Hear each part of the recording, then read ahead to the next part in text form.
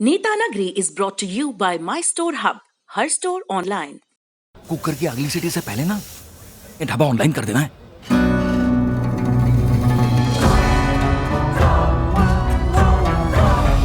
हम हो गए ऑनलाइन।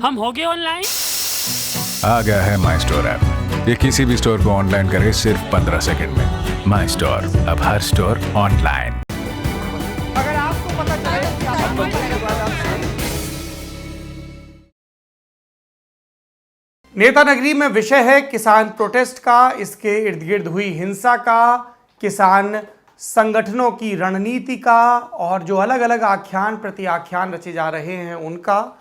और इन पर बात करने के लिए हमारे साथ मौजूद हैं वो व्यक्ति जो दशकों से पत्रकारिता कर रहे हैं, रिपोर्टिंग कर रहे हैं, let me be precise, Rahul Srivastava, जिनकी मैं राजनीतिक टीका टिप्पणियों का तो कायल हूँ ही, जिनके शेर व शायरी से भरे अंदाज का, जिनके भीतर के लखनऊ का भी मैं उतना ही मुरीद हूँ। राहुल श्रीवास्तव जी, नेता नगरी में एक बार फिर से आपका बहुत बहुत स्वागत है। सौरभ, फैज साहब ने कहा था कि ये हंसी खेत फटा पड़ता है यौवन जिनका, इनमें क्यों फकत भूख होगा करती है। गरीबों के लिए सर इसका मतलब भी एक बार बता दीजिए दिमाग से, जो हम जैसे लोग गरीब हैं। देखिए, 67% आदमी इस देश का गांव में रहता है और अभी आपने देखा कुछ महीने पहले 40 लाख लोग तो अकेले बिहार चल के गए थे, रोटी नहीं मिल रही थी। और आज की तारीख में करीब कुछ लाख किसान दिल्ली के बॉर्डर पे प्रोटेस्ट कर रहे थे और बाकियों को पता ही नहीं है कि उनका नुकसान क्या हुआ है, फायदा क्या हुआ है। तो ये खेत दूर से दिल्ली में देखने के बहुत हसीन लगते हैं, लेकिन बहुत भूख पल रही है इनमें। और फैज साहब ने ये 1948 में कह दिया था। ठीक है सर, किसानों पर जो बातचीत है उसकी शुरुआत हम बिल्कुल वहीं से करना चाहते हैं। 26 से पहले जो 25 की रात को सिंघू बॉर्डर के जो मंच पे होता है, हमने वो सारे वीडियोस देख लिए हैं जो वायरल हैं कि वहाँ पे किसने मंच पे चढ़ के क्या कहा। हमें समझना चाह रहे हैं कि जब एक बार संयुक्त किसान मोर्चा अग्री कर जाता है कि हम तय रूट पे चलेंगे, दिल्ली पुलिस भी एक तरह से अश्योर कर देती है कि आप परेड हो जाने दीजिए, हम आपको पुलिस बंदोबस्त देंगे, हमारी गाड़ियाँ आगे पीछे चलेंगी और आपका परेड हम करवा देंगे। ये एक बार एग्रीमेंट हिट होने के बाद में वो क्या चीजें होती हैं कि अचानक जो मेन प्रोटेस्ट साइट है उसी के मंच को एक तरह से हाईजैक किया जाता है और वहां पे कुछ लोग चढ़ के इस तरह की बातें करते हैं जो मतलब वो थोड़ा सा वो मिलिटेंट साइड ले लेती हैं फिर एक अहद किया जाता है कि नहीं दिल्ली जाना है और लाल किला जाना है। देखिए, ये जो एजिटेशन था, इसको अगर कभी कोई डाइसेक्ट करेगा तो ये एक बड़े क्लासिक एजिटेशन के रूप में उभरेगा। अगर आप इस एजिटेशन का मूल देखें, जो कोर है, वो किसानों को क्या नुकसान होने वाला है सरकार के द्वारा इन कृषि कानूनों को लेकर के था। वो कोर मुद्दा था। इस कोर मुद्दे में अगर आप आज की तारीख में देखें, घटनाक्रम के बाद तो एक मॉब जुड़ गया। एक उसमें कुछ ऐसे लोग थे जिनके पास फंडिंग का पैसा था, कुछ ऐसे लोग थे जिनका लिए कहा जा रहा है कि उनके पास एजेंडा दूसरा था। लेकिन अगर उस शाम की बात करें 25 तारीख को, जब पुलिस के साथ सहमति हुई कि एक रूट पे चलेंगे, देखिए अगर इस पूरे एजिटेशन को देखा जाए तो इसको लीड कर रही थी फार्म यूनियंस। फार्म यूनियंस का जो बार बार मीटिंग में जाती थी, सरकार के साथ बैठती थी, वो सरकार के हर प्रपोजल को रिजेक्ट करती रही। और उसके बाद जब सुप्रीम कोर्ट बीच में आई तो सुप्रीम कोर्ट ने कहा एक समिति बनाते हैं, कानूनों को 2 महीने ठंडे बस्ते में डाल देते हैं। उन्होंने उसको भी नहीं माना। उसके बाद सरकार ने कहा कि 1.5 साल के लिए इन कानूनों को मुलतवी कर देते हैं, उन्होंने उसको भी नहीं माना। ये जो एक पूरा जो वातावरण बना, माहौल बना, वो माहौल ले जाया गया 26 जनवरी के लिए। कहीं ना कहीं बहुत सारे ग्रुप्स ने मिलके 26 जनवरी का एक क्लाइमैक्स क्रिएट किया। उसमें उस क्लाइमैक्स में जब आप मॉब, किसी आक्रोशित वर्ग की शिकायतों और नेतागिरी की तलाश को जब आप मिला देते हैं तो ये होता है कि कोई भी करार टूट जाता है। इसीलिए जिस समय देखें आप, सुबेरे उनको दोपहर में निकलना था ट्रैक्टर यात्रा के लिए, लेकिन वो सुबह ही निकल गए।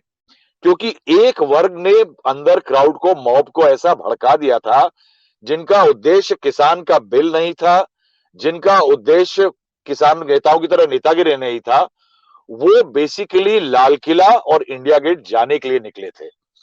और इन्होंने उस दिन पे पूरा कैंपेन जो किसानों का था उसको हाईजैक कर लिया।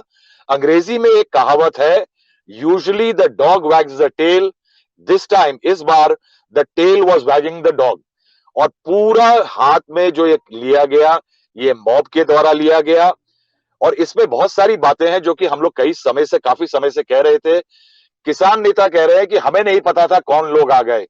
अगर 2 महीने में आपकी वाकफियत इन लोगों से नहीं हुई कि ये कौन लोग थे, तो ये शंका की बात है। अगर हर बॉर्डर पोस्ट पे जहां पे पुलिस के साथ द्वंद्व चला, वहां पे 5-5, 6-6 रोड ब्लॉक खोलने वाली क्रेन खड़ी गई थी, तो वो किस लिए की गई थी? वो किसी सरकार को दस्तावेज देने के लिए नहीं थी, वो बातचीत खोलने के लिए नहीं थी, वो रास्ता खोलने के लिए लाई गई थी। उनको कौन लाया था, ये बात किसान नेताओं को बताना पड़ेगा, क्योंकि किसान नेता रोज देख रहे थे कि वो क्रेनें वहां खड़ी हुई हैं। तो कहीं ना कहीं किसान नेताओं ने इस आंदोलन को हवा दी। क्यों? क्योंकि इस देश में आज की तारीख में किसान नेताओं की हैसियत बहुत ही हल्की है। वो सोच रहे थे कि इस एजिटेशन के जरिए हम आगे बढ़ जाएंगे, नेतागिरी हमारी पक जाएगी।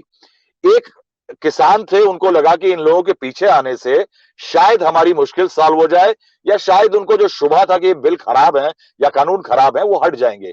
लेकिन इसका फायदा उठाया मॉब ने, इसका फायदा उठाया उपद्रवियों ने, जिनको हर एक आदमी जानता था कि ये वहां बैठे हुए हैं। ठीक है सर, अगला सवाल अब 26 की सुबह को लेकर हमारा है। जो हुआ हम बिल्कुल कैटेगोरिकली स्टेट करना चाहते हैं टीम नेता नगरी की तरफ से कि जो हुआ वो बिल्कुल गलत था, हम उसको कंडोन नहीं कर सकते हैं। खासकर जो लाल किले पे होता है, हमारी ध्वजा फेंक दी जाती है ज़मीन पे, बिल्कुल उसका कोई डिफेंस नहीं हो सकता है। मैं समझना चाहता हूँ कि बहुत सारे वीडियोज़ हैं जो हमने देखे, जब सिंघू बॉर्डर पे पहली बार बैरिकेड टूटता है तब हम उसे, दिल्ली पुलिस को हम उससे रोकने की कोशिश करते हुए देखते हैं। खाकी में जो भी फोर्स वहां पे थी, जो उनके कप्तान थे, वो उसको मैनेज करने की कोशिश करते हैं, पर वो ट्रैक्टर्स का जो एक फ्लो है वो नहीं रोक पाते हैं। और वही चीज़ यही चीज़ गाजीपुर साइड से भी होती है। वो लोग बैरिकेड पे बैरिकेड तोड़ते हुए अंदर आते हैं। हम ये देख पा रहे थे कि ये एक कांस्टेबलरी के हाथ की चीज़ नहीं है, ये एक पैरामिलिट्री झेल पाए वैसा मामला है। लेकिन कम से कम सिंघू बॉर्डर पे तो ये बहुत साफ साफ देखा गया कि आईटीबीपी, सीआरपी, ये 2 फोर्सेस वहां पे थी जिन्होंने कोई रिएक्शन नहीं दिया। आप पहली बार पैरामिलिट्री को लोगों को दौड़ाते हुए देखते हैं आईटीओ में, मतलब जिसके बाद तो लाल किला आ ही गया था।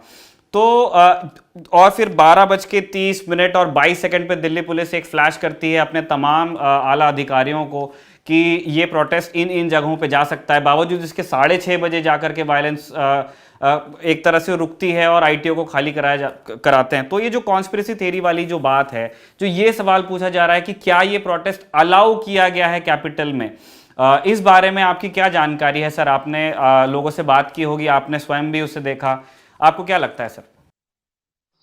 देखिए, इसमें 2 चीजें हैं। एक, पहली बात, एक मजबूरी है। देखिए, जब सिंघू बॉर्डर, गाजीपुर बॉर्डर और टीकरी बॉर्डर, इन पे जमावड़ा बहुत बड़ा था, और जमावड़ा इतना बड़ा था कि कोई police force hand to hand combat में उनको नहीं रोक सकता था। आप इस चीज को आप आकलन करिए कि अगर 5000 लोग अग्रसित होते हैं ट्रैक्टर लेके बैरिकेड तोड़ते हुए, आप कह रहे हैं कि उनको रोका नहीं गया, तो अगर वो टीयर गैस से नहीं रुकते, क्योंकि वो ट्रैक्टर लिए हुए, तो वो गाड़ियों से नहीं रुक रहे थे, उन्होंने बाकायदा ट्रैक्टरों से गाड़ियां तोड़ के हटाई हैं, यानी वो उनसे रुकने वाले नहीं थे। अब अगला स्टेप उठता है कि दिल्ली पुलिस उनको रोकने के लिए हवा में फायर करती या एक गोली चलाती उनके ऊपर। आप मुझे ये बताइए कि ऐसे हालात में, ये पहला मुद्दा है कि अगर 26 जनवरी की परेड चल रही है, 9 बज के 9:30, 10 बजे की बात है, और 10,000 लोगों का एक उपद्रवी क्राउड बैरिकेड तोड़ के दिल्ली की तरफ बढ़ रहा है और दिल्ली पुलिस फायरिंग करती है, तो आप 27 तारीख की हेडलाइन मुझे बताइए क्या होगी कि इधर परेड थी, उधर गोली थी। उस समय पे अगर यहां 400 पुलिस वाले इंजर्ड हुए हैं तो आप कम से कम लगाइए कि 10 किसान मारे भी जा सकते थे। उस चीज का एक पहला पॉलिटिकल श्रेय कौन लेता? विपक्ष या पुलिस वाला? देखिए, सरकारी तो ऑर्डर कर देते गोली चला दो, लेकिन बर्खास्त होता पुलिस वाला, सस्पेंड होता पुलिस वाला, या नौकरी से बेदखल किया जाता पुलिस वाला? पहला। दूसरा, हेडलाइन और जो पब्लिसिटी होती वो बहुत खराब होती इस देश के लिए, कि जिस दिन ये देश अपने आप को एक गणतंत्र सेलिब्रेट कर रहा है, मना रहा है, उस दिन किसानों पे गोली चली, ये अगले दिन की हेडलाइन होती। ये टफ एक्शन ना करके ये हालात टाल दिए गए।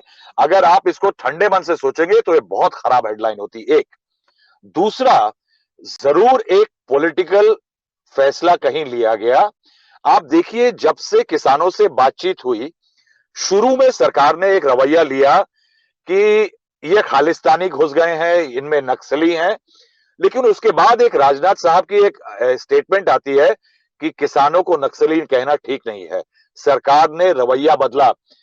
देखिए सौरभ, आप ये याद रखिए कि सरकार की जो पॉकेट ऑफ ट्रिक्स है ना, वो बहुत गहरी होती है।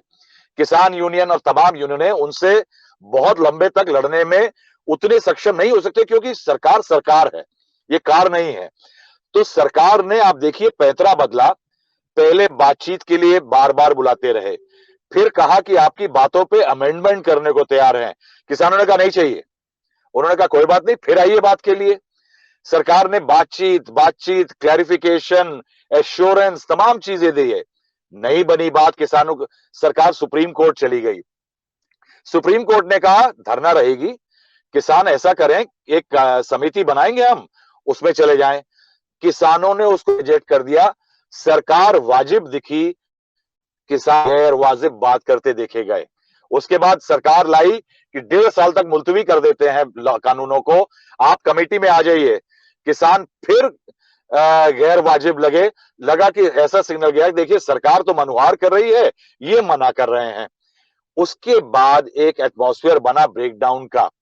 अभी तक अगर इनके किसानों की परेड जो धरना है उस पर पुलिस का क्रैकडाउन नहीं हुआ था, क्योंकि पिछली बार जब राजस्थान हरियाणा से आते हुए क्रैकडाउन हुआ था, उसकी पब्लिक परसेप्शन बड़ी खराब बनी थी। जिस दिन ये बैरिकेड तोड़ के हमारी जैसी टीवी चैनलों, कई यूट्यूब चैनल, दूरदर्शन में तोड़ के किसान अंदर आते दिखे, उसका एक पब्लिक परसेप्शन पे एक अलग असर गया। कभी कभी पुलिस की पार्लेंस में एक चीज कहलाती है, वो है पैसिविस्टिक रेजिस्टेंस, यानी आप उतना रेजिस्ट नहीं कर रहे जितना आपको करना चाहिए। उससे क्या होता है कि पुलिस वालों को तो पिटते देख लिया आपने, लेकिन उससे सिंपैथी जो थी, जो पब्लिक परसेप्शन था इस धरना के लिए, वो सरकार को लगा खराब हो गया है। और देखिए, उससे कुछ दिन पहले आखिरी बातचीत में जो कृषि मंत्री है, उन्होंने एक बहुत पते की बात कही थी। उन्होंने कहा था कि इस आंदोलन की आत्मा अपवित्र हो चुकी है। वो यही इशारा कर रहे थे कि इसमें उपद्रवी घुस गए हैं, और उस उपद्रवी एलिमेंट को इस तांडव जो हुआ दिल्ली में, उससे एक्सपोजर मिल गया, वो एक्सपोज हो गए। तो सरकार को जो पब्लिक परसेप्शन करेक्ट करने में प्रॉब्लम हो रही थी, वो परसेप्शन सरकार का ठीक रहा। राहुल जी, मैं आप ही की बात को आगे बढ़ाना चाहता हूं। साफ तौर पर it was a catch-22 situation as far as law and order is concern, है ना। कि जैसे निखिल ने जिक्र किया, तो आपने कहा कि भाई जब भीड़ इतनी वायलेंट है तो आपके पास दो विकल्प हैं, कि एक आप उनको वहीं सप्रेस कर दो, लाठी चार्ज के, फायर के ऑर्डर दो, तब चीज़ें ज़्यादा खराब हो सकती है। दूसरा है कि आप थोड़ा सा कोलेटरल डैमेज लो और जो परसेप्शन का गेम है उसमें दुरुस्त हो। मैं ये जानना चाहता हूं कि उस 26 तारीख की घटना से लेके अब तक भी जो स्ट्रेटजी है, वो एक बिल्कुल जैसे वो वेव बनती है, मैक्सिकन वेव स्टेडियम वगैरह में, वैसी दिख रही कि एकदम से लगता है कि नहीं गाजीपुर में क्रैकडाउन होगा, रात में खाली हो सकता है, टीवी इस तरह की रिपोर्टिंग करती है, मैसेज फोर्स पहुंचता है, फिर लगता है कि नहीं किसानों को वापस से वो रो दिए, सपोर्ट मिल रहा है, तो पीछे हटते हैं। सरकार पॉलिटिकल कैलकुलेशन में गड़बड़ा रही है कहीं? क्योंकि मेरी कई लोगों से बात हुई जो इस तंत्र से जुड़े हुए हैं, और उन्होंने ये कहा कि हम इसको ठीक से टैकल नहीं कर पाए, ठीक से डील नहीं कर पाए। सौरभ देखिए, इस मामले पे सरकार में गरम दल नरम दल दोनों हैं। कहीं पे एक एक एक टॉप लाइन जो है उसमें कहीं पे भी किसी तरह का कॉम्प्रोमाइज या बैकिंग डाउन नहीं है। ये मोदी सरकार की कोर कॉम्पिटेंस है कि वो किसी मुद्दे पे पीछे नहीं जाते।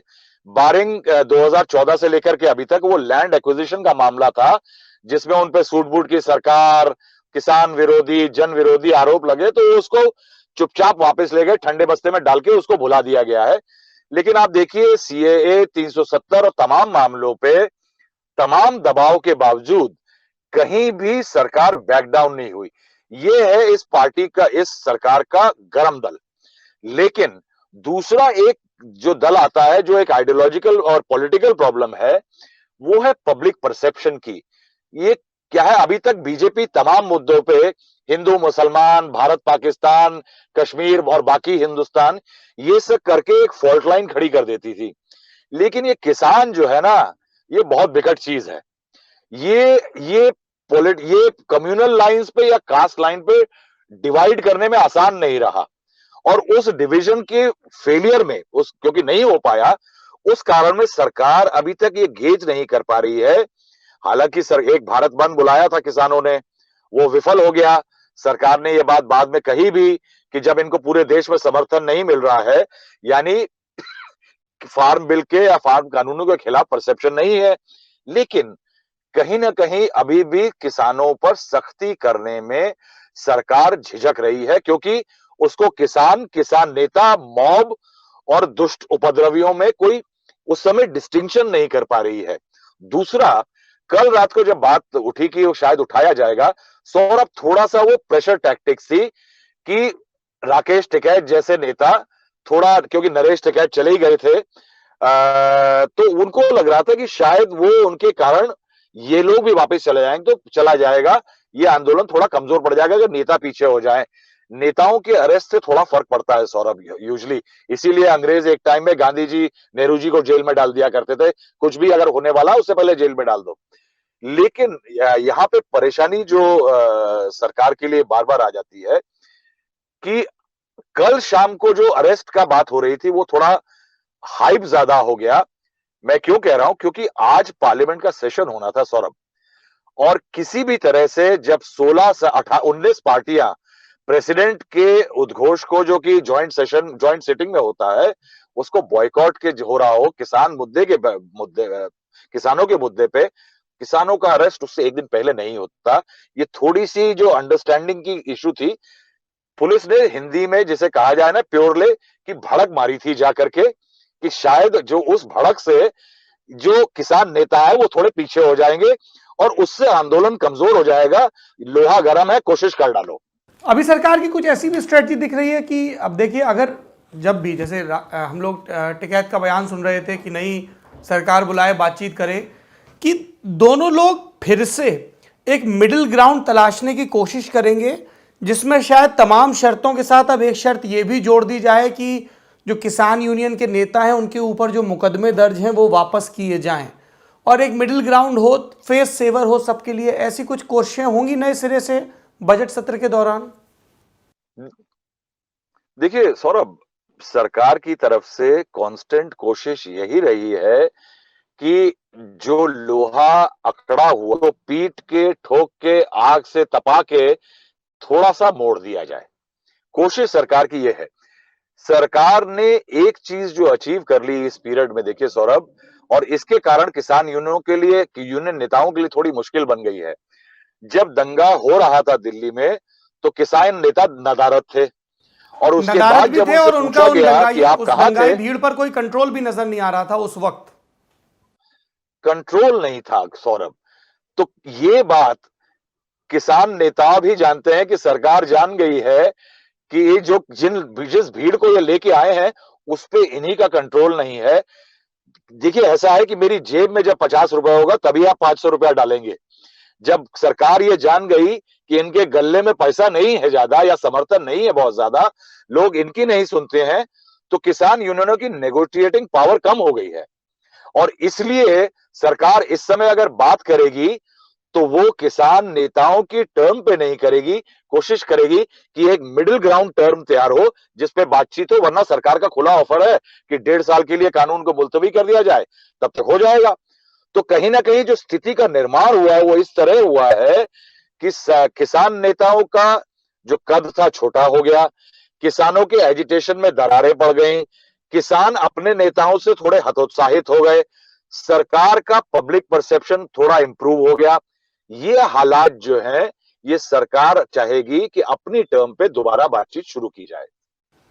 सर एक सवाल हमारा इस मूवमेंट के कास्ट अरिथमेटिक को लेकर के होने वाला है। ये खूब पेपर एनालिसिस हुआ है उस घटना का जब वहाँ पे एक धार्मिक झंडा फहर जाता है जहाँ पे पीएम मतलब झंडा वंदन करते हैं 15 तारीख को लाल किले के ऊपर, और ये कहा गया कि जाट बहुत नाराज इस बात से हैं कि आप मतलब अगर यूनियन का झंडा लगाते लगाते आपने एक धार्मिक झंडा लगा दिया।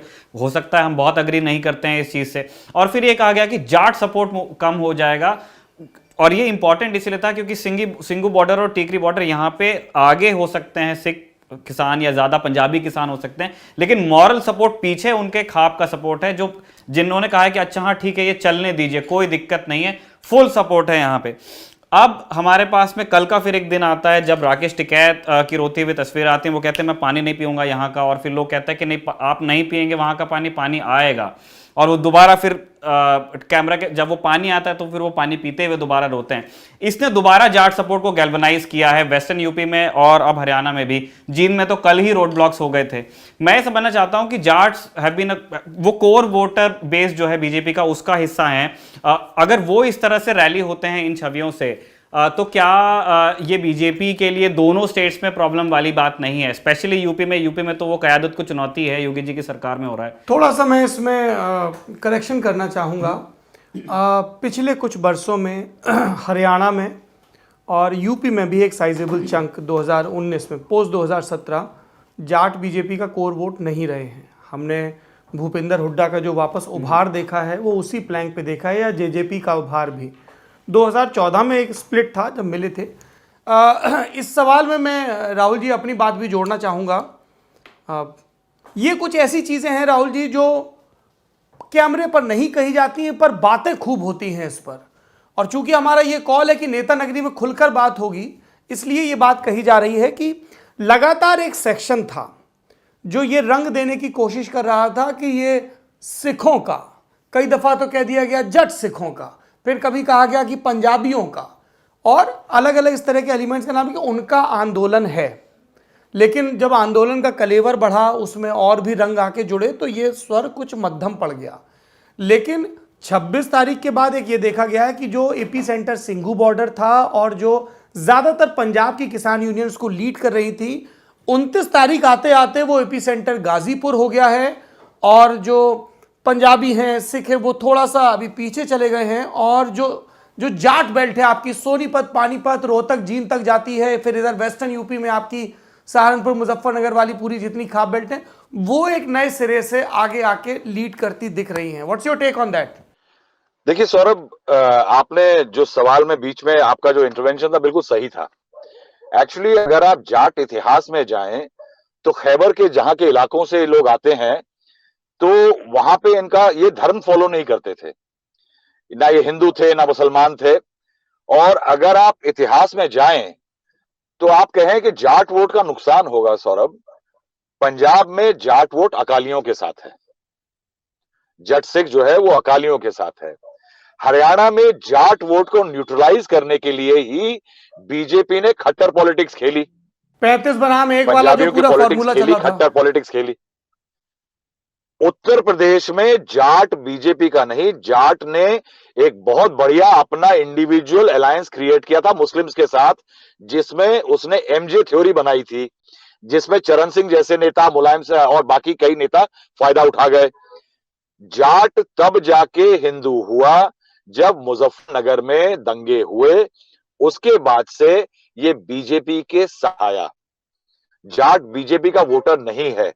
बीजेपी को इसीलिए चिंता आज की तारीख में, मेरी कल रात को किसी एक नेता से बातचीत हो रही थी, जब ये बात हुई कि कई जाट सब अपनी खाप के बाद लेके आ रहे हैं, तो उनकी चिंता यही थी कि देखिए पंजाब में जाट वोट हमारा नहीं, हरियाणा में जाट वोट के खिलाफ हम अपनी एक चिट्ठी खड़ी कर रहे हैं, लेकिन वो और यूपी में जाट जो वोट है वो धर्म के कारण इस समय हमारे साथ है, और उनकी मुख्यतः डिमांड गन्ने की अगर पूरी कर दी जाएगी और जो उनके गन्ने का बकाया है तो वो उतनी नाराजगी नहीं होगी।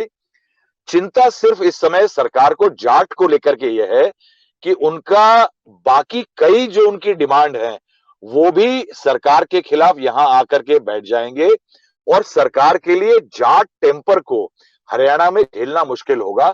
ये सरकार की मुश्किल का सबब है। सरकार को वेस्टर्न यूपी से लेकर के पंजाब बॉर्डर तक, पाकिस्तान से बॉर्डर तक जाट वो की उतनी चिंता नहीं है।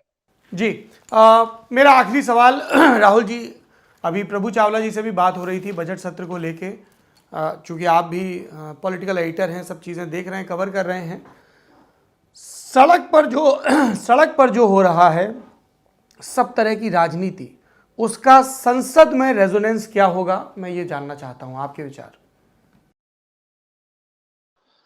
देखिए, ये संसद सत्र जो है ये एक ऐसे समय पे आया जब 26 एक तो 2 महीना एजिटेशन चल गया, और ये 2 महीने का एजिटेशन तब शुरू हुआ था जब संसद के अंदर सरकार ने बिल को लोकसभा में अपने दमखम और राज्यसभा में अपने कोalition बनाने और पैदा करने के टैलेंट से खड़ा कर लिया था, और उसके कारण वो बिल पास 3 बिलों को पास करा ले गई थी। उसके बाद क्या हुआ कि थिएटर जो है वो पूरा शिफ्ट कर गया इन प्रोटेस्ट्स में। पहले पंजाब में हुई और उसके बाद वो दिल्ली के बॉर्डर पे आके बैठ गई। 26 जनवरी के हालात के बाद कहीं ना कहीं इस कैंपेन में थोड़ी सी मंदी आई है, और इसीलिए पॉलिटिकल पार्टीज को लगता है कि वो डायरेक्टली इस कैंपेन से जुड़ नहीं सकते, क्योंकि फिर ये हो जाएगा कि ये तो राजनीतिक कैंपेन है। लेकिन तो राहुल जी क्या आप जुड़ किया रहे है हैं, कि आप जुड़ रहे हैं, जब आप ये थिएटर बोल स्टेज रहे हैं, बदल राहुल दिया। गांधी प्रेस कॉन्फ्रेंस करके सपोर्ट कर रहे हैं, अखिलेश यादव राकेश टिकैत से बात कर रहे हैं, जयंत चौधरी मंच पर पहुंच रहे हैं, अभय चौटाला बोल रहे हैं वहां चौबीसी से अपना इस्तीफा देने के बाद कि मैं पहुंच रहा हूं। अब मुझे लगता है कि जब ये सिंघू बॉर्डर से गाजीपुर बॉर्डर वाला सीन आ गया, राकेश टिकैत और भाकियू वाला सीन हो गया, तब सब उसको खुल के सपोर्ट दे रहे हैं। देखिए, अभी भी मुझे नहीं लगता कि बड़े बड़े नेता वहां जाकर के, बड़े दलों के जो 19 दल जिन्होंने आज बॉयकॉट किया है, वो जाके वहां किसानों के साथ सिंघू बॉर्डर बैठेंगे, वो थोड़ा अभी मुश्किल है, क्योंकि वो पूर्णतः बीजेपी के लिए फायदेमंद सिद्ध हो जाएगा। बिल्कुल, जैसे पॉलिटिकल एलिमेंट्स आते हैं बीजेपी के लिए काउंटर करना इजी होगा। जी, इजी हो जाएगा। लेकिन क्या है कि ये एक अलग मंच, एक फ्रंट खोल दिया है विपक्ष ने कि पार्लियामेंट में भी इस सरकार को इस मुद्दे पे कॉन्स्टेंटली हमला करते रहना चाहिए। क्यों? किसानों की बात को अगर वहां पे बल नहीं मिल रहा, तो पार्लियामेंट में उठ रही आवाजों से किसानों को हौसला मिलेगा कि देश का एक बड़ा पॉलिटिकल स्पेक्ट्रम अभी भी उनके साथ है, उनको पीछे जाने की जरूरत नहीं है।